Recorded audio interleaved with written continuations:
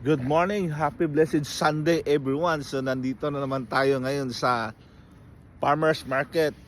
Tingnan na ulit natin kung nandyan na ba yung mga paboritong gulay natin. So let's go guys, let's check it out, samahan nyo ako. Guys, ang first natin makikita rito sa sa entrance is ito na.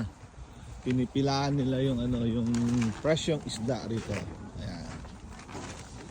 Isda. Isda. Yung nila kahit unlad, yan, $2 a pound. Yan, sa celery, sibuyas. Hindi pa siya talaga totally na dyan, marami pang kulay sa mga estante. Ayan, sa mga pangkingan dito kasi yan, marami dyan nakapalibot yung nagbibenta ngayon, hindi pa gaano karami. So ito natin, punta natin si Mrs. yan, bumibili siya ng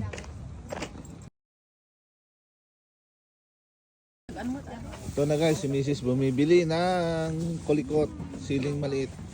Yan. Yan si ate yung nagbibenta rito guys. Yan. Ito guys, pomelo. Yan. Meron silang sili, dahon ng palaya. Naka-ready naman sana ako ko naman. Biglaan ka pa ate.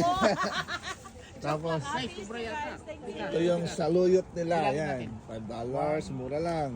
Ito malunggay. Vlogger. Sige, para mabenta yung Ito, $4 yung malunggay. Tapos lang kangkong, tapos binli. Yan.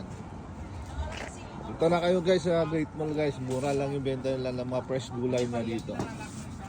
Hindi pa dito bukas yung marami pa kasing kulang ito na nagbebenta, hindi katulad last year na punong-puno. So i-check natin ulit next time natin napunta rito kung okay na ba, dahil kaya medyo pa kasi malamig ngayon. So guys, have a blessed Sunday everyone and God bless us all.